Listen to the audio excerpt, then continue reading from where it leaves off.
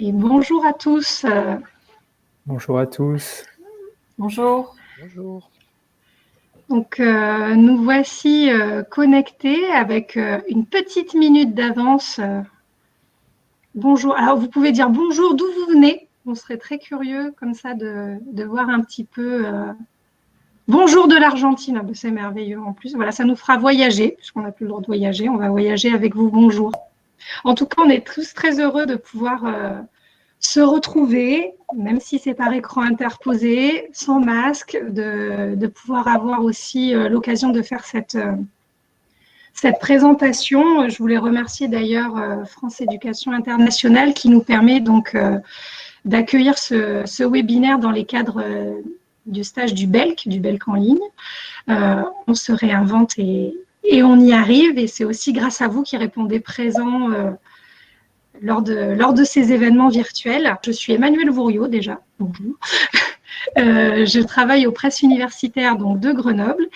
Et pour ce webinaire, on est 4 parce que, étant donné le thème, on a demandé à nos auteurs et directrices de collection de nous seconder pour animer ce webinaire qui portera donc sur la méthodologie de la préparation aux examens du DELF, avec un focus sur les épreuves de compréhension écrite et orale du nouveau DELF. Vaste programme donc. Et pour ce faire, donc j'ai Anne de Becler qui est avec nous, que vous voyez ici. C'est facile de la trouver puisque c'est l'autre femme à part moi, qui est directrice de notre collection Examen. Et ensuite, nous avons donc deux de nos auteurs avec nous, qui sont Samuel Boic et Florian Petit. Je vous laisse essayer de deviner qui est qui, mais non, c'est marqué. Suis-je bête? C'est marqué, voilà. Vous ne pouvez pas deviner. Et qui ont gentiment accepté du coup de venir nous parler de la méthodologie de préparation aux examens et qui sont auteurs d'un livre chez nous. Petite précision sur donc ce déroulé, moi je vais terminer d'ici peu, vous inquiétez pas. Je vais laisser la parole à Anne qui va expliquer un petit peu la pédagogie qu'on a choisi de prendre pour préparer les examens au PUG, à travers donc une collection qui est la collection Examen, dont elle va vous parler, puisqu'elle est directrice de cette collection chez nous. Et puis donc Florian et Samuel, après, on leur laissera la parole pendant une trentaine de minutes pour axer vraiment faire ce focus sur les épreuves de compréhension écrite et orale du nouveau DELF. Suite à ça, on fera un temps d'échange entre 15 et 20 minutes. Comment allons-nous faire ce temps d'échange? Puisqu'on ne peut pas vous entendre. Alors, vous verrez que sur le côté droit de votre écran, on a chat, questions. Et donc, c'est dans le volet questions que je vous demanderai de poser les questions que vous aimeriez qu'on aborde ensemble à la fin de la présentation.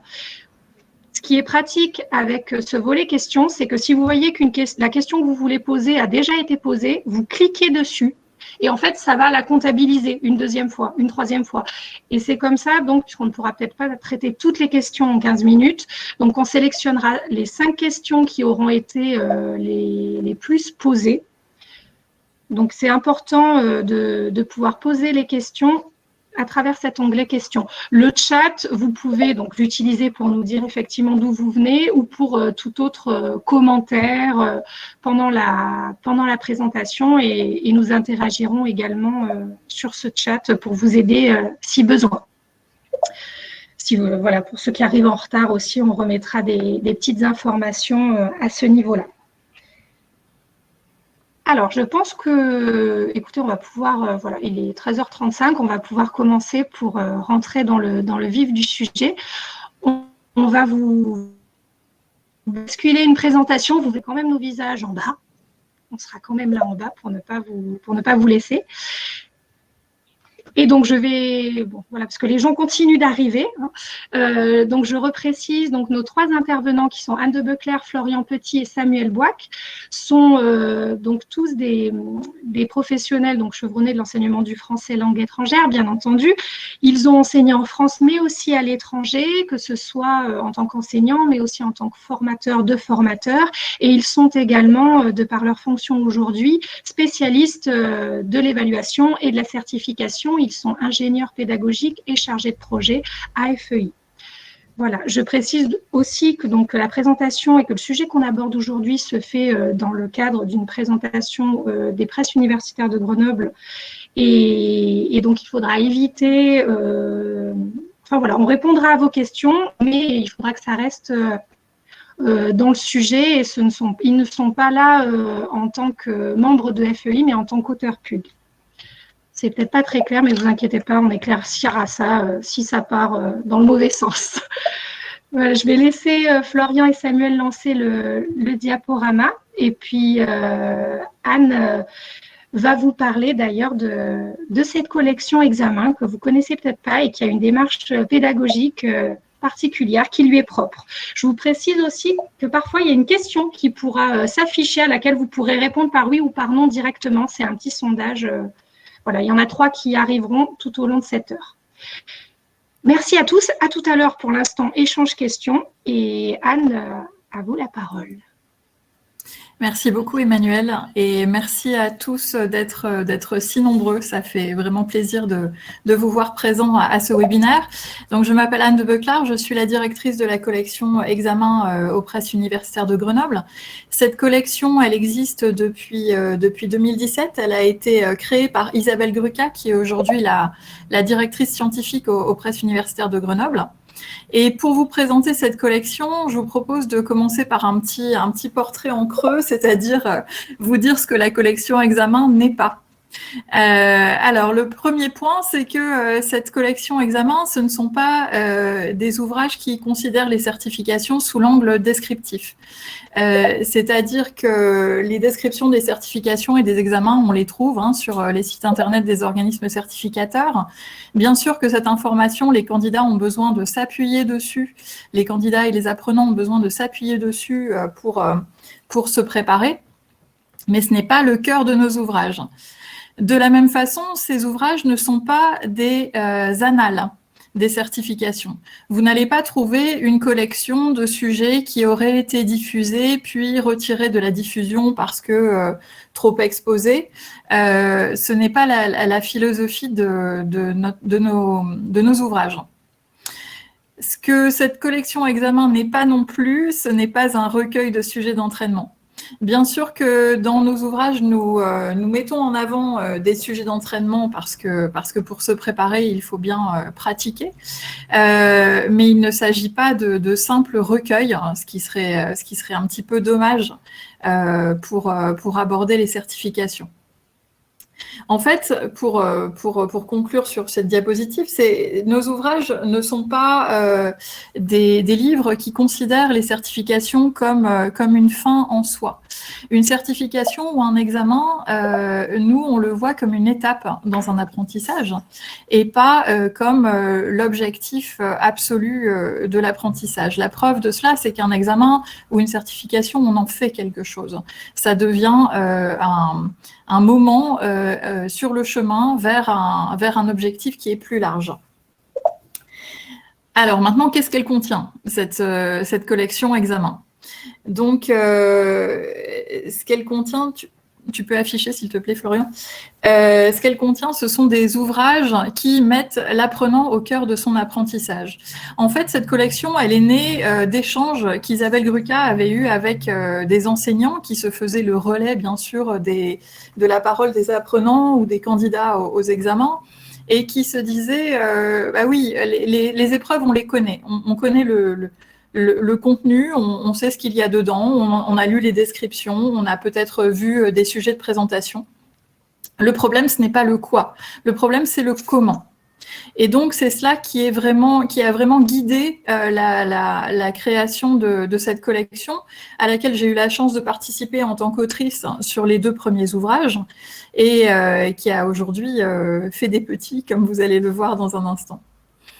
Donc, ce sont des ouvrages qui mettent l'apprenant au cœur de son apprentissage avec une approche qui est bien sous l'angle méthodologique. Écrire un paragraphe, écrire une lettre formelle, faire une description ou donner son point de vue, ce ne sont pas des actions que l'on fait uniquement lors d'une certification, lors d'un examen. Ce sont des actions que l'on fait lorsqu'on pratique la langue, lorsqu'on utilise la langue dans la vie de tous les jours.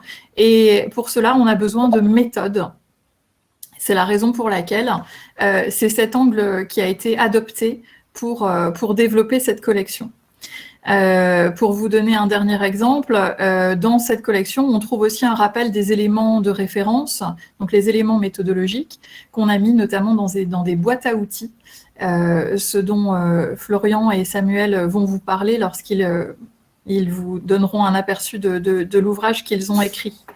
Enfin, les ouvrages de notre collection, ils ont été pensés pour une utilisation en autonomie par les apprenants, mais les retours d'expérience qu'on en a, bien sûr, c'est qu'ils sont également utilisés en classe par des enseignants, en fait, qui s'en servent comme des guides pour travailler l'écrit, pour travailler la compréhension, et qui ne sont pas forcément à visée certificative.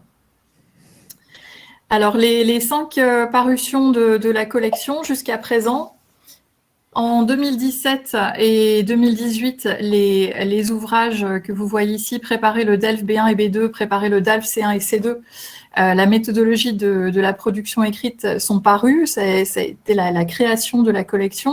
Ces ouvrages ont été rejoints par 2 autres qui ont été produits par nos collègues de l'ADQF, avec qui j'ai eu le plaisir de travailler sur la préparation du DUF B1 et B2. Et puis le petit dernier de cette collection, sorti en début d'année, c'est l'ouvrage de Samuel et Florian, Préparer le DELF B2, la méthodologie des épreuves de compréhension orale et écrite. Bien sûr, cette collection, elle va faire des petits encore, et j'espère qu'on aura la chance de se reparler à ce sujet en fin d'année ou en 2022. Voilà, je vous souhaite un très bon webinaire, et puis je reste à votre disposition pour répondre à vos questions en fin de séance.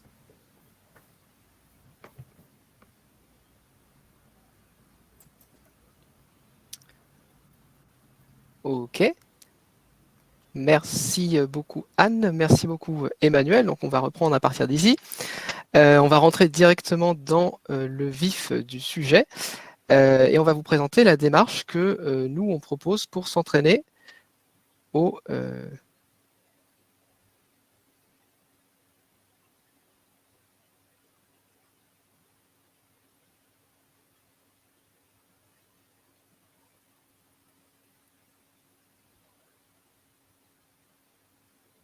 Florian?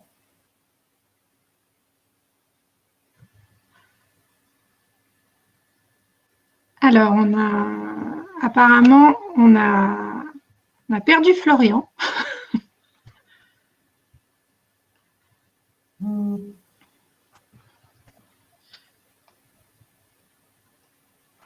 Hop là. On va attendre quelques minutes, voir s'il arrive à se reconnecter. Et donc, comme il allait l'expliquer, effectivement, à présent, on va se centrer sur quelles sont les étapes importantes et quelles méthodologies appliquer, quels conseils, quelles démarches pour pouvoir se préparer donc à cette épreuve. Et l'idée, c'est qu'on puisse rentrer dans le concret, comme les auteurs vont vous le montrer, en s'appuyant sur des exemples précis pour que tout ça soit bien illustré.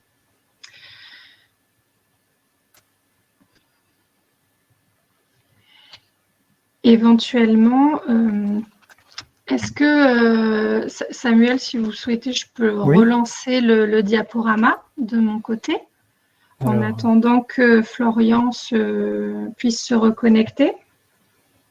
D'accord. Bonjour à toutes et à tous. Donc, le niveau B2, c'est aujourd'hui un niveau assez stratégique parce que c'est le niveau qui est nécessaire pour rentrer à l'université. Souvent, les candidats et les apprenants trouvent que les documents radiophoniques et les articles de journaux sont difficiles à comprendre. Donc, ils ont besoin de stratégies particulières pour aborder au mieux les épreuves. Et c'est d'autant plus vrai aujourd'hui qu'il y a une vraie attente concernant les exercices de préparation aux nouvelles épreuves du DELF qui se mettent progressivement en place et qui sont constituées d'un plus grand nombre d'exercices avec uniquement des questions fermées. Donc, je vais rentrer dans le vif du sujet. Donc, selon nous, il y aurait 4 grands axes, 4 piliers qui nous paraissent fondamentaux en compréhension orale comme en compréhension écrite dans un parcours de préparation au DELF B2. Alors, pour ce qui est de la compréhension orale, les grandes lignes directrices nous paraissent être celles-ci. Donc, tout d'abord, rechercher et comprendre les informations essentielles dans un document. Ça, c'est tout le travail qui est fait sur les informations factuelles d'un document. Et puis également, en numéro 2, on aurait un autre axe qui serait repérer et comprendre le point de vue d'un locuteur, c'est-à-dire tout le travail sur le repérage et l'analyse des opinions de différents intervenants. Et un troisième axe qui serait s'approprier le discours radio et comprendre un débat. Voilà, donc là, on rentre dans ce qui fait l'une des spécificités majeures du niveau B2, à savoir l'argumentation. Et il faut que le futur candidat apprenne à saisir les nuances d'une argumentation élaborée. Donc, ça doit faire l'objet d'un volet très important dans la préparation au DELF. Et puis, le dernier axe, selon nous, c'est vraiment de l'entraînement sur la base d'épreuves types, puisque là, c'est le moment où on met en pratique tout ce qui a été vu dans le parcours d'apprentissage. Et c'est une étape importante qui se permet de se familiariser avec les spécifications des différents exercices. Mais comme le disait Anne tout à l'heure, l'aspect de la certification n'est pas une fin en soi et s'entraîner sur des épreuves d'entraînement, des épreuves type du DELF n'est pas la méthode pour se préparer à l'examen. Il faut d'abord tout un travail méthodologique et les épreuves d'entraînement interviennent un petit peu comme une finalité à tout ça. Voilà, donc ça c'est pour la compréhension orale. Pour la compréhension écrite, on a également 4 grands axes qui sont très proches de la compréhension orale, mais qui diffèrent quand même un petit peu. On a d'abord recherché et comprendre les informations essentielles dans un texte. Donc là encore, c'est un travail sur les informations factuelles, hein, comme en compréhension orale. Et puis, en numéro 2, comprendre les liens entre les parties dans un texte argumentatif. Donc là, ce qui est important, c'est qu'on aborde vraiment tout ce qui concerne l'articulation du discours. Et c'est en cela que la compréhension écrite justifie un traitement différent de la compréhension orale, parce qu'à l'écrit, évidemment, on a le texte sous les yeux et on peut plus facilement travailler sur l'organisation des textes pour en faire ressortir la structure interne. Voilà. Ensuite, on aurait comprendre des points de vue et des témoignages argumentés. Ça, c'est plus en résonance avec un nouvel exercice qui a fait son apparition dans la compréhension écrite du DELF B2, qui est un exercice où on présente des opinions, des témoignages, et le candidat doit déterminer à quelle personne appartient tel point de vue. Voilà. Et voilà, une fois qu'on a travaillé sur ces 3 axes-là, évidemment, on a encore les épreuves d'entraînement, puisque c'est une fois de plus une partie importante pour mieux appréhender les épreuves et être plus en confiance dans la préparation pour les apprenants. Voilà. Donc, pour se préparer au DELF, il est vraiment important de se confronter à des exercices de type DELF, mais on doit aller plus loin que ça. Et je le répète, hein, il faut, en tant qu'enseignant, en tant que formateur, accompagner l'apprenant dans l'acquisition d'une véritable compétence de niveau B2 en compréhension orale et en compréhension écrite, et vers l'acquisition d'aptitudes qui seront transférables dans d'autres situations de la vie universitaire ou professionnelle. Alors, pour aborder chacun de ces grands axes, ces grands piliers, on propose une progression en 3 temps, en 3 étapes. La première étape serait l'anticipation du thème et des informations. C'est là que les apprenants vont faire des hypothèses. Et puis une deuxième étape qui serait la compréhension avec le contexte. Donc, c'est dans cette étape-là que les futurs candidats, les apprenants, disons, vont s'entraîner à comprendre les informations principales d'un support, les opinions des intervenants et les étapes de l'argumentation.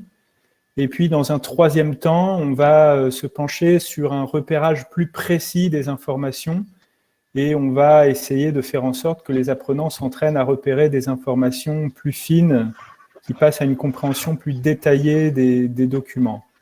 Voilà, donc c'est une progression qui est assez proche finalement de ce qu'on fait dans les cours aujourd'hui. Donc pour chacune de ces parties, on va vous montrer des exemples concrets d'activités et des pistes d'exploitation pédagogique en classe pour ces activités.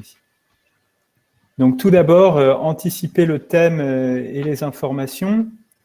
Donc voilà, un exemple d'activité. Alors pour chaque activité, vous allez voir apparaître l'exemple sur le diaporama. Et puis je pourrais vous laisser quelques secondes pour le découvrir, hein. Voilà. Donc ça, c'est une partie méthodologique très importante qui doit être travaillée systématiquement. On insiste beaucoup là-dessus. On propose notamment aux apprenants de mobiliser leurs connaissances avant de rentrer dans un support, puisque quand on découvre des textes au quotidien, dans le cadre d'études universitaires ou dans le cadre professionnel, on va nécessairement faire des inférences et utiliser nos connaissances générales, qu'elles soient linguistiques ou culturelles, pour mieux entrer dans les documents. Donc, dans cette perspective, on va proposer aux futurs candidats, par exemple, de réfléchir sur les titres, sur les champs lexicaux, les questionnaires eux-mêmes, et aussi sur la fonction des intervenants, puisqu'ils savent en lisant le questionnaire que si c'est un document sur l'école, peut-être il y a des parents d'élèves qui vont être interviewés, il y a des spécialistes de la pédagogie. Donc tout ça, c'est important de l'avoir en tête. Et il faut, en tant qu'enseignant formateur, qu'on donne le réflexe d'anticiper les informations et de faire des hypothèses en permanence, aussi bien dans la lecture et dans l'écoute. Et voilà, c'est d'autant plus important pour l'épreuve de compréhension orale, qui est très souvent intimidante pour les candidats. Et en fait, pour cette épreuve, les candidats bénéficient de quelques minutes avant d'entendre les premiers enregistrements. Donc, il faut qu'ils utilisent au mieux ce temps de lecture pour se préparer et ne pas être trop cueillis à froid par l'enregistrement. Voilà, donc dans cet exemple, comme vous pouvez le voir, il s'agit donc de compréhension orale. Le candidat dispose uniquement des questionnaires et doit faire un maximum d'hypothèses sur ce qu'il va entendre. Donc ici, l'apprenant, il peut relever des mots-clés, donc sur tout ce qui concerne les livres, les lecteurs, le milieu de l'édition en général. Et puis, il va essayer de deviner les idées principales du document. Donc là, les nouveaux auteurs, les transformations actuelles, et puis l'opinion de Franck Mallet, qui va jouer un rôle central dans l'enregistrement, manifestement. Donc l'apprenant peut faire des hypothèses et calculer que le document va traiter des informations du secteur de l'édition et de l'opinion de Franck Mallet. Donc on va arriver à réunir en fait déjà pas mal d'informations sur le document. Donc ça, c'est une activité qui peut être faite en autonomie. L'apprenant peut réfléchir quelques instants et puis consulter la correction où les mots importants sont relevés. Et si c'est en classe, bien sûr, on peut aller plus loin. On peut faire un remue-ménage sur le lexique avec des nuages de mots. On peut créer une carte mentale avec des concepts liés au milieu de l'édition. On peut mener une réflexion, une discussion sur les transformations possibles. Qu'est-ce qui serait envisageable dans le milieu de l'édition? Par exemple, tout ce qui concerne le passage au livre numérique. Voilà, ce type d'activité, c'est intéressant parce que ça rend les épreuves de compréhension orale et de compréhension écrite moins arides, moins intimidantes, encore une fois, et puis moins scolaires. Et ça donne le réflexe aux apprenants de faire des hypothèses, de mobiliser leurs connaissances et de se préparer activement à l'écoute. Voilà, parce que les candidats se sentent souvent un peu démunis face à cette épreuve. Voilà. Alors, un autre exemple, cette fois-ci, il s'agit de compréhension écrite. C'est une autre activité d'anticipation. La finalité est la même, c'est juste les modalités qui sont modifiées. Là, c'est surtout pour vous donner d'autres pistes de réflexion qu'on vous présente ces différentes activités. Là, on s'intéresse plus simplement à un questionnaire, mais au titre du document. Donc, quand les grands noms de la mode s'intéressent aux jeux vidéo, et on va demander directement aux apprenants de formuler plusieurs hypothèses sur ce qu'on pourrait trouver dans le document. Alors, l'idée n'est pas de faire de la production écrite au sens propre du terme, mais de faire produire quand même les candidats, de les amener à s'exprimer sur le sujet. Et puis, rien n'empêche les enseignants à cette étape de travailler aussi la formulation d'idées élaborées, articulées. Et un étudiant en autonomie pourra simplement faire une liste de mots et d'idées pour vérifier ensuite la correction. Mais il est évident qu'en classe, on peut aller vers des phrases beaucoup plus complexes et puis joindre, j'ai envie de dire, l'utile à l'agréable, rendre les choses parfois humoristiques, amener les apprenants à imaginer des situations, pourquoi pas un peu farfelues, liées au titre qui est proposé ici.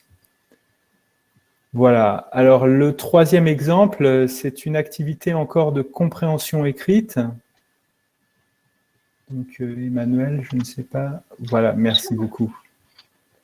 Donc là, cet exemple, c'est une activité de compréhension écrite, comme je le disais, sauf qu'ici, on a le titre et les questions qui sont posées aux candidats. Sauf qu'il n'y a pas les choix de réponse, on a juste les intitulés des questions. Parfois, c'est pas mal d'avoir juste les questions, ça permet de ne pas être influencé par les différents choix de réponse. Et le candidat est censé, encore une fois, imaginer ce qu'il va y avoir dans le support sur la base des questions qui sont posées. Voilà. Encore un exemple qui est lié cette fois-ci à la compréhension orale. Pour l'exemple 4. Merci Emmanuel. Donc cet exemple fait partie des activités qui permettent aux candidats de contextualiser ces hypothèses en fonction des profils des personnes qui interviennent dans le document. Donc par exemple ici sur le thème des tablettes à l'école, le professeur, le parent d'élève ou l'élève évidemment ne vont pas tenir le même discours ni proposer les mêmes arguments. Donc en classe, on peut envisager de prolonger le travail en organisant un débat où chacun tient un rôle particulier et se met dans la peau de cet intervenant, ce qui permet au groupe d'anticiper plus facilement les déclarations qu'ils vont lire ou entendre dans les supports. Voilà. Alors l'exemple 5... Ça, c'est une activité un petit peu différente. On a poussé le concept jusqu'au bout, j'ai envie de dire. Donc, dans cet exemple, les apprenants vont devoir faire des hypothèses après la lecture de chaque paragraphe du document. Et donc, leurs hypothèses vont être évolutives et continues tout au long du document. Et c'est pour entraîner les apprenants à être actifs dans la lecture. Donc, vous avez à gauche les paragraphes du texte en noir. Et à la fin de chaque paragraphe, le candidat l'apprenant va lire les questions qui sont en vert pour imaginer la suite et être constamment actif dans sa lecture. Donc, alors pour poursuivre le travail en classe, pour les derniers paragraphes du document, on pourrait inciter les apprenants à cacher les questions et à formuler eux-mêmes les interrogations qu'ils se posent par rapport à la suite du document. Et puis, évidemment, il y a aussi un travail discursif derrière qui peut être mené, puisque l'apprenant s'habitue à travailler sur la structure d'un texte journalistique, sur l'ordre d'apparition des idées et des informations, et aussi des types d'informations. Voilà, donc ça, c'est pour toutes les activités en rapport avec l'anticipation du thème et des informations. On a tenu à insister particulièrement sur cette étape qui nous semble parfois sous-estimée, alors qu'elle est primordiale pour mettre l'apprenant en confiance dans la préparation de l'examen. Voilà, donc Florian, tu es de retour parmi nous. Oui, c'est bon, j'ai réussi à revenir. Je ne sais pas si tu veux prendre le relais. Oui, je vais continuer.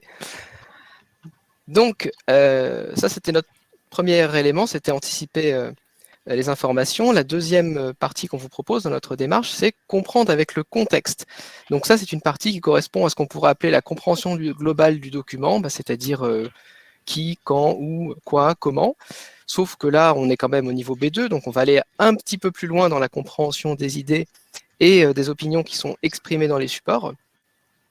Et il va falloir aussi travailler sur certains actes de parole, certains types d'informations fréquentes au niveau B2, par exemple l'objectif d'un projet, ses causes, ses perspectives, etc.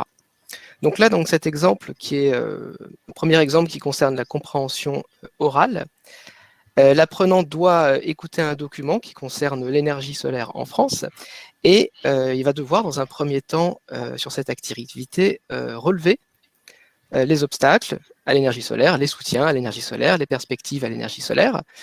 Et puis, dans un deuxième temps, on va l'inviter à réécouter les différents passages et à relever de manière plus détaillée les structures, les expressions qui sont utilisées pour exprimer des obstacles, des soutiens, des perspectives. Donc, c'est une activité ici qui permet de travailler sur l'écoute fine des informations et puis sur des aspects aussi un petit peu plus linguistiques. Alors évidemment, avec ce type d'activité, on ne va pas y revenir, mais sur toutes les autres activités qu'on peut proposer, on peut aussi avoir une partie anticiper les informations. On pourrait, sur l'énergie solaire, proposer un nuage de mots, travailler un peu sur le lexique, ou une carte mentale, ou on pourrait même, ici, comme c'est de la compréhension orale, proposer d'écouter juste les 2-3 premières phrases du document de compréhension orale, et puis d'arrêter, et de permettre ensuite aux apprenants en classe de faire des hypothèses sur ce qu'on va trouver dans le document. Voilà, alors pour l'activité 2, dans cet exercice, les apprenants écoutent un document. Donc il s'agit d'un document en l'occurrence sur les zoos. Et ils doivent dans un premier temps identifier les intervenants. Donc qui sont Alexandra Mouty, Françoise Polo et Jérémy Graff. Et dans un second temps, ils vont relier chaque intervenant aux idées qu'il exprime. Donc il y a en bas de la page 2 affirmations. Il y en a d'autres encore dans l'activité. Et l'idée, c'est que les futurs candidats relient chaque intervenant aux idées qu'il exprime. Donc là, le document permet de travailler sur les idées et sur les opinions de différentes personnes. On peut même mettre des petits pièges avec des idées qui ne correspondent à aucun des participants. L'idée, c'est d'écouter seulement 2 fois, voire 3 fois le document, mais pas plus, et puis faire le bilan soit tout seul en autonomie, soit en classe, et de ne pas faire trop de pauses. L'idée, c'est que les apprenants apprennent à se concentrer sur les informations essentielles. Voilà. Donc pour l'exemple 3 de compréhension écrite, cette fois-ci, vous avez vu qu'on mélange beaucoup la compréhension orale et la compréhension écrite parce que la démarche nous semble être similaire. Alors là, c'est un exercice qui est assez proche de ce qu'on vient de voir. Les apprenants lisent 4 petits textes qui n'ont pas été mis ici dans un souci de gain d'espace. Et ils doivent retrouver dans quel texte chacune des idées, donc A, B et C, sont exprimées. Donc pour ce type d'activité, on vous propose de donner encore une fois un temps limité aux apprenants pour lire les textes. Ça permet d'encourager les apprenants, de les entraîner à faire des allers-retours entre les documents et les questions. C'est une stratégie qui est fort utile pendant l'examen. Et ça permet de favoriser une lecture balayage et ça les aide à retenir les informations essentielles dès la première lecture. Voilà, donc une autre possibilité pour augmenter la difficulté, ça peut être de demander aux apprenants de ne lire qu'une seule fois le document avant de répondre aux questions pour qu'ils essayent de retenir le maximum d'infos dès la première lecture. Et puis, si vous êtes en présence d'apprenants qui ont un bon niveau, que vous avez envie de pimenter encore plus les choses, eh bien, vous pouvez cacher le tableau avec les idées principales et puis demander aux apprenants de souligner eux-mêmes les informations les plus importantes de chaque texte pour les entraîner à repérer les infos essentielles dans des documents de type informatif ou argumentatif. Voilà, une dernière activité, un dernier exemple d'activité qui concerne encore une fois la compréhension écrite, c'est le texte à trous. Alors là, encore une fois, on n'a pas mis le texte parce qu'on voulait se concentrer sur la consigne et les phrases. Mais c'est un texte dans lequel il manque 5 passages qu'il faut compléter. Et pour cela, on propose 6 phrases différentes. Donc évidemment, il y en a une qui ne convient pas dans le support. Et les apprenants ont besoin de comprendre la logique de chaque paragraphe, l'enchaînement des informations, les liens entre les idées pour pouvoir placer les phrases au bon endroit. Donc la stratégie, c'est d'abord de lire le texte sans les phrases proposées et de faire des hypothèses sur les phrases qui manquent. En classe, on peut faire des groupes, bien sûr, où les apprenants comparent leurs hypothèses ou bien écrivent leurs propres propositions et les comparent ensuite au document. Voilà, donc on va passer à la troisième partie de notre démarche. Donc la première, c'est une fois qu'on a anticipé les informations, une fois qu'on a compris avec le contexte, on va pouvoir repérer précisément les informations. Donc ici, c'est de la compréhension fine de ce qui est dit dans le document, aussi bien dans les idées que dans le ton des intervenants. Et on va s'intéresser dans cette partie aux liens précis entre les idées et aux fines nuances de sens. Donc là, le premier, qui est l'exemple 2, c'est inversé. Alors dans cet exemple, du coup, on demande au candidat de lire un texte qui est assez court. Alors oui, on peut passer par l'exemple 1, du coup. Sinon, ok, je vais faire l'exemple 2. On demande au candidat ou l'exemple 1, sinon. Ok, l'exemple 1, donc c'est... les diapos étaient inversés, désolé. Donc l'exemple 1, ici on demande au candidat d'écouter un document qui va être relativement long, et on va lui demander de relever des informations spécifiques, puisqu'avec cet exercice, on va vouloir entraîner le candidat à repérer les types d'informations qui sont récurrentes dans des documents B2, le but, l'objectif d'un projet, les causes d'un projet, comment va fonctionner un projet, et quels sont ses résultats, ses impacts, les perspectives. Et à partir de là, qui peut le plus, peut le moins, puisqu'un candidat qui va remplir correctement le tableau en s'entraînant sur ce type d'activité pourra facilement ensuite, le jour de l'examen, répondre à des QCM dans le DELF. Et ce type d'exercice, ce type d'activité, c'est intéressant aussi parce que ça permet de travailler sur l'organisation du discours dans des documents radiophoniques. Donc on peut regarder l'exemple 2. Tu veux le faire, Samuel? Ok. Donc, alors, l'exemple 2, donc on parlait tout à l'heure des informations importantes données au DELF B2. Ici, on propose justement... Alors, pardon.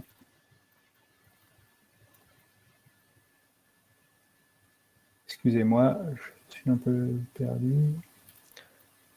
Sinon, oui, dans cette activité, ouais. En fait, oui. Oui, dans cette activité, alors pardon, excusez-moi, on demande ici au candidat de lire un texte assez court, donc le témoignage de Denis sur le fait d'être favorable ou non à l'enseignement de plusieurs langues étrangères à l'école primaire. Et on va demander ensuite au futur candidat de repérer quel est le résumé qui convient le mieux pour reformuler ce qui a été dit. Donc là, évidemment, ça suppose une compréhension fine des nuances dans l'argumentation, puisque l'avis n'est jamais complètement tranché, il y a toujours des plus, des moins, l'expression de la concession est extrêmement importante dans ces témoignages. Et donc, la compréhension va s'appuyer. Alors, on a perdu les deux auteurs en même temps.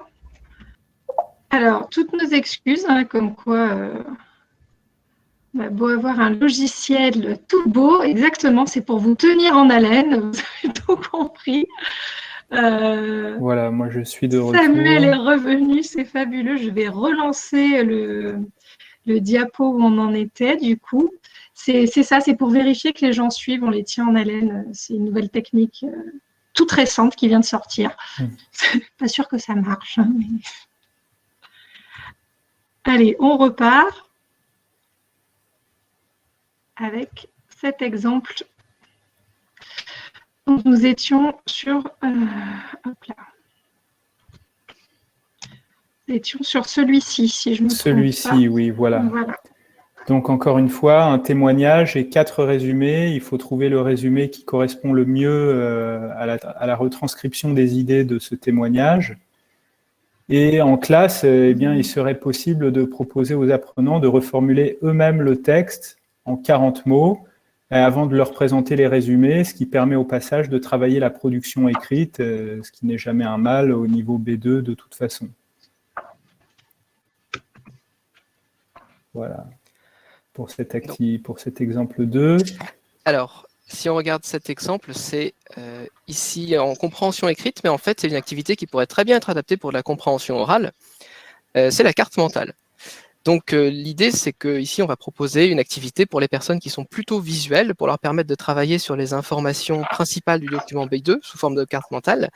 Bien sûr, dans un premier temps, il faudrait proposer un exemple, un premier document avec une carte mentale complète, le regarder avec l'apprenant en classe. Et puis, dans un deuxième temps, on peut laisser l'apprenant un peu plus libre sur un texte différent, qui soit écrit ou sur un document audio, de remplir eux-mêmes cette carte mentale, ce qui leur permet de retravailler encore une fois sur les éléments importants du B2, les types d'informations importantes, et de réfléchir à la progression du texte et à l'articulation entre les idées. On peut passer à l'exemple d'après. Voilà, alors là, on entre vraiment dans de la compréhension très fine. C'est une activité de compréhension orale, c'est une variante de ce qu'on vient de voir tout à l'heure avec le témoignage de Denis sur l'apprentissage des langues étrangères à l'école primaire. Il s'agit de comprendre un avis argumenté. Donc jusqu'à maintenant, dans les activités qu'on a vues précédemment, il y avait des exemples de phrases parmi lesquelles choisir. Et là, l'apprenant doit utiliser ses propres mots, donc ça les pousse à faire vraiment attention aux détails. Donc, ils vont entendre plusieurs petits avis sur la méditation, peut-elle résoudre tous les problèmes, et il faut qu'ils retranscrivent les opinions des uns et des autres. Donc, pour poursuivre en classe, si ça n'est pas fait en autonomie, on peut écouter d'abord 1 ou 2 fois, ne pas multiplier les écoutes, et puis augmenter la difficulté, comme on le disait tout à l'heure, si on est en présence d'apprenants qui sont très à l'aise, de demander aux apprenants, par exemple, de reformuler une opinion en introduisant une erreur, et puis les autres apprenants doivent repérer de quelle erreur il s'agit. Donc ça, c'est une possibilité pour cette exploitation. Et puis alors, pour l'exemple 5... Voilà, donc là, on est encore dans la compréhension orale, même si on ne travaille pas spécifiquement sur un support qui est entendu, mais c'est un exercice qui est fait pour travailler de manière spécifique et de manière pointue les liens entre les idées. Donc vous voyez qu'il y a des groupes de phrases, numéro 1, donc 2 phrases qui sont liées l'une à l'autre par un lien logique de cause-conséquence, de but, de concession ou d'opposition. Donc ça, c'est à l'apprenant de déterminer de quelle nature est ce lien. Et puis, donc, l'exercice va consister à s'appuyer sur le sens de ces phrases pour retrouver le lien logique entre elles. Il n'y a pas d'articulateur. Il faut reconstruire le lien entre les 2 idées. Donc, évidemment, pour poursuivre l'exploitation, eh bien, on pourrait demander aux apprenants de trouver le connecteur ou les connecteurs qui conviennent le mieux. Et évidemment, on insiste beaucoup dans notre approche sur les outils d'articulation du discours, aussi bien dans le cadre des activités pratiques, mais aussi dans le cadre de séquences plus théoriques dont Florian va vous parler. Voilà, alors c'est ce qu'on appelait les plus méthodologiques. Donc ce qu'on conseille, nous, c'est ce qu'on privilégie et ce qu'on conseille avec nos classes et dans notre activité de formateur, ce sont les boîtes à outils. Donc là, on peut afficher la première boîte à outils. Ce sont des petites fiches méthodologiques qui se concentrent sur un point précis, donc un point de grammaire, un point de lexique, un point de méthodologie vraiment pure et dure du fonctionnement des examens. L'idée ici, c'est que les apprenants puissent les utiliser à la fois en autonomie, mais qu'elles puissent servir également de point d'appui pour des activités en classe. Donc là, la première boîte à outils qu'on vous propose, c'est un extrait de boîte à outils. Elle est axée sur la méthodologie du DELF, puisque ça présente les différents types de QCM qu'on peut trouver dans le DELF. Mais on pourrait aussi avoir des boîtes à outils sur les différents types d'informations rencontrées sur le DELF B2, sur des recommandations et des conseils pour les candidats sur les stratégies à adopter pour répondre aux questionnaires, sur des conseils pour aborder les documents et surtout des boîtes à outils sur l'exercice 3 de compréhension écrite du B2, qui est un exercice assez nouveau dans les nouvelles épreuves du DELF et qui a besoin aussi d'être décortiqué en détail pour que les apprenants puissent l'aborder plus facilement. Et autre exemple de boîte à outils, on peut afficher la deuxième. On vous parlait tout à l'heure des articulateurs. Oui, voilà. Qui sont fréquemment utilisés dans le DELF B2, et là on a une boîte à outils sur les connecteurs fréquemment utilisés dans les documents radiophoniques, qui sont des documents qu'on va trouver très fréquemment dans le DELF, et dans des supports B2 de manière générale. Et voilà, on laisse aussi une petite place à l'apprenant pour qu'il puisse compléter avec les expressions qu'il aurait repérées dans les documents qu'il aurait écoutés. Et ces ressources méthodologiques peuvent tout à fait servir comme aide, comme pense-bête aussi, pour travailler la production orale, la production écrite, et pour réviser certaines notions grammaticales, que ce soit l'expression de la concession, l'expression de la conséquence, ou même l'expression de la cause.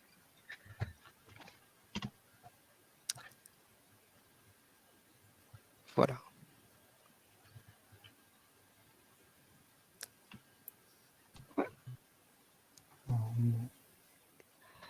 Donc, tous ces éléments que nous venons de vous exposer, vous pouvez les retrouver dans ce manuel que nous avons coécrit, donc qui est divisé en 2 parties, compréhension orale puis compréhension écrite. Vous y trouverez donc des conseils méthodologiques, des boîtes à outils et des cartes mentales, des fiches d'entraînement pour progresser étape par étape, et des sujets d'examen pour le DELF tout public et le DELF scolaire junior, ce qui signifie évidemment que c'est une méthode qui peut être utilisée avec des jeunes adultes, des adolescents et puis des plus âgés, des plus expérimentés. Voilà. Ça convient à beaucoup de publics différents. On essaye notamment au niveau des thématiques de coller à ce qui peut intéresser aussi bien des jeunes que des étudiants, des adultes, etc. Voilà. On a essayé d'être le plus exhaustif possible en nous mettant à la fois dans la posture du candidat, de l'apprenant et de l'enseignant, et de proposer une méthode qui puisse être utilisée de manière simple, donc avec peu de préparation nécessaire de la part de l'enseignant, une méthode qui puisse être utilisée de façon modulaire, on est assez libre de l'ordre dans lequel on va traiter les activités, et une méthode variée, puisque ça n'est pas un recueil de sujets d'entraînement, même s'il y en a quand même, mais qu'il y a beaucoup d'activités diverses et de thématiques différentes qui sont abordées. Voilà. Nous vous remercions de votre attention et nous sommes à votre disposition pour les questions. En tout cas, merci beaucoup Samuel et Florian ainsi que Anne d'avoir accepté de venir participer à ce webinaire qui, je le rappelle, est proposé par les éditions PUG suite à une invitation donc, de FEI pour les stages du BELC, où d'habitude on vient directement à Sèvres, près de Paris, pour présenter un stand et faire une présentation pédagogique aux participants du BELC. Et donc, comme ils ont fait le BELC numérique, comme cet été, ils nous ont proposé donc d'animer une présentation éditeur et donc c'est dans ce cadre-là, je le rappelle pour ceux qui sont arrivés un petit peu plus tard, que vous participez à ce webinaire. Et donc là, nous avons fait en effet donc un zoom et un focus sur la méthodologie des épreuves de compréhension écrite et orale. C'est pour ça qu'on n'a pas parlé d'expression orale, parce que je sais que c'est des questions qui sont remontées notamment. Puisque nous avions avec nous donc les auteurs de ce dernier livre qui vient de paraître, qui fait un focus donc sur la méthodologie de la compréhension orale et écrite du DELF B2 en l'occurrence. Alors, pour ceux qui se posaient la question du spécimen, donc nous, on n'est pas dans le cadre d'une méthode, donc effectivement, on n'a pas de spécimen. Néanmoins, alors sachez que vous allez pouvoir télécharger un extrait avec de nombreuses activités qui vous permettront justement de tester la démarche pédagogique et certains audios et documents authentiques directement sur le site des PUG, et on va vous mettre également un lien dans le chat pour que vous puissiez télécharger directement cet extrait. Ça vous permettra de voir in situ et plus en détail et de tester avec vos apprenants justement certains des exemples qu'on a vus. Et puis, vous recevrez également par mail, même si on le met là, avec le code de réduction examen jusqu'au 28 février. Vous pourrez l'utiliser donc pour avoir une réduction sur l'ouvrage et avec une livraison réduite France et Monde, puisque vous venez d'un petit peu partout, qui est valable donc entre aujourd'hui et dimanche sur le site pug.fr pour toute la collection examen. On va, en dehors de ces moments-là, sachez que de toute façon, les ouvrages sont disponibles en librairie. en librairie physique ou en ligne. Donc, vous pouvez aussi nous contacter si vous avez du mal à les trouver, à vous les procurer, ou si vous avez des questions, ou si vous voulez rentrer en relation avec peut-être des fois certains auteurs, si vous aimeriez aussi qu'on puisse faire ce genre de présentation dans votre centre à distance, on peut également envisager des choses ensemble, et donc n'hésitez pas à nous contacter au mail qui est indiqué à cet endroit-là. Alors, je vais arrêter le partage d'écran et on va revenir en face à face, entre guillemets, toujours des guillemets, hop là. Voilà, pour justement donc passer aux questions. Alors, au niveau justement des questions qui sont majoritairement remontées, alors on en a une. Tac, tac. Existe-t-il le même manuel pour les productions orales et écrites? Alors peut-être Anne, rappeler les différents manuels. Oui, le manuel de préparation à la production écrite, il est sorti en 2017 et il a bien rencontré son public. On a de très bons retours des enseignants. C'est le manuel rose et rouge sur la diapositive qu'on vous a présenté tout à l'heure. Préparer le DELF B1 et B2, la méthodologie de l'expression écrite. Donc, je vous invite à consulter ce manuel ou au moins aller voir l'extrait en ligne, l'extrait gratuit qui est sur le site des presses universitaires de Grenoble. Pour les productions orales, sachez que c'est dans les tuyaux, nous y travaillons. Donc, nous espérons sortir quelque chose en rapport avec la production orale bientôt. Il y avait une seconde question qui concernait la collection et l'ouvrage de Samuel et Florian. C'était à partir de quel âge peut-on utiliser le manuel sur la compréhension orale et la compréhension écrite? Est-ce que, Florian, tu veux répondre? Pardon, j'avais coupé mon micro. Oui, alors cet ouvrage, en fait, on l'a vu, on a des épreuves qui permettent de s'entraîner au DELF scolaire et junior et au DELF tout public. Donc c'est un ouvrage qui peut aussi convenir à un public adolescent, comme à un public adulte. Voilà, ce sera à l'enseignant de sélectionner bien sûr les activités et les thématiques en fonction du public auquel il s'adresse. Alors, on avait également à un moment donné une question donc sur l'utilisation en autonomie ou en classe, même si ça a été partiellement répondu, peut-être repréciser que les deux sont possibles avec tous les ouvrages de la collection. Et, pardon. Donc, il y avait surtout ça. À partir de quel âge? Ça répond à peu près. Alors, j'en avais une, c'est est-ce que le point de départ est une thématique, puis les différentes activités sont proposées sur la base de cette thématique? Alors, ça, c'est une question sur la construction de l'ouvrage de Samuel et Florian.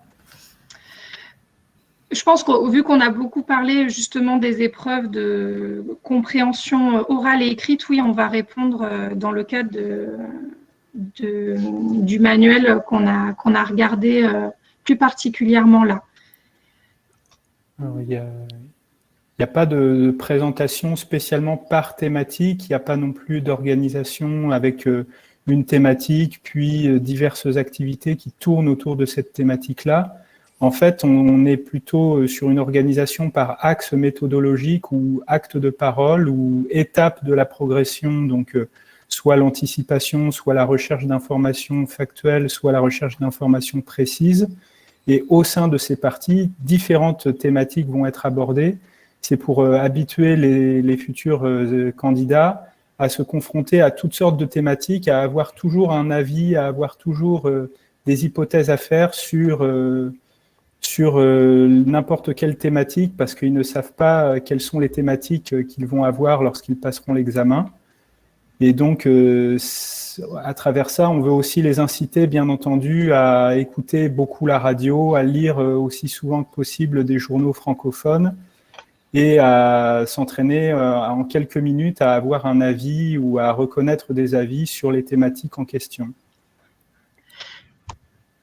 Merci Samuel. On avait une question qui revient beaucoup, c'est quels sont les médias que vous proposez, qui sont affiliés à l'ouvrage pour s'exercer, puisque effectivement cet ouvrage, vous avez les audios qui sont disponibles en ligne.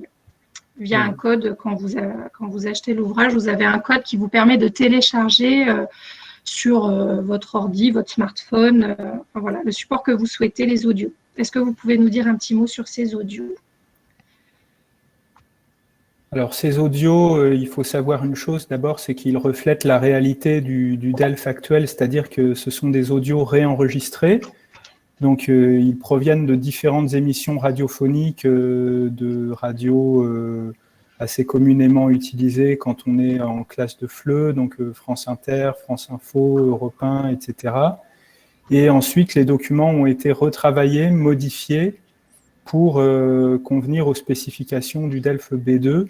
Et donc, les documents qui sont entendus dans les enregistrements sont lus par des acteurs professionnels. Merci, en tout cas. À la question qui revient aussi, existe-t-il une version numérique de l'ouvrage ? Non, il n'existe pas de version numérique de l'ouvrage actuellement. Je vois aussi des questions qui remontent sur des ouvrages de compréhension orale et écrite en rapport avec d'autres niveaux, notamment le niveau C1. En tout cas, je prends bonne note de cette demande. On travaille, on a différents projets en cours, pas celui-ci, mais j'espère qu'on pourra y travailler bientôt. Voilà. Donc on arrive sur la fin déjà de ce webinaire, puisqu'il nous reste quelques petites minutes pour conclure. On va vous mettre dans le chat, je vais revérifier, je vais vous faire passer quelques questions, comme il y en a déjà une première qui est passée pour savoir si vous connaissiez, avant cette rencontre webinaire, la collection examen. Et donc, pour ceux qui ne la connaissaient pas, j'espère que vous êtes heureux de l'avoir découvert et que vous n'hésiterez pas justement à aller voir un petit peu les extraits qui sont proposés. Si toutefois vous avez, n'hésitez pas à nous contacter, par exemple, si vous cherchez un manuel et que les manuels de cette collection pourraient correspondre et faire l'objet d'une prescription en classe ou d'une adoption. On pourra à ce moment-là donc entrer en contact directement pour que vous puissiez bénéficier d'un spécimen. Mais c'est vrai qu'il n'y a pas de spécimen automatique comme on le ferait par exemple avec une méthode. Donc voilà, on met à disposition un extrait assez conséquent pour que vous puissiez tester tout ça. Mais dans le cas d'une adoption, vous pouvez toujours nous contacter pour qu'on essaie de voir ensemble comment vous faire tester le livre qui vous a été présenté ou un autre de la collection. Alors, je vais remercier beaucoup nos auteurs, Anne, Florian, Samuel, d'avoir joué le jeu malgré les soucis techniques. Alors, il y en a toujours, hein, quel que soit aussi pro soit le logiciel qu'on choisit. Merci à vous tous d'avoir été là, d'avoir été aussi, vous êtes restés bien connectés, donc bien attentifs.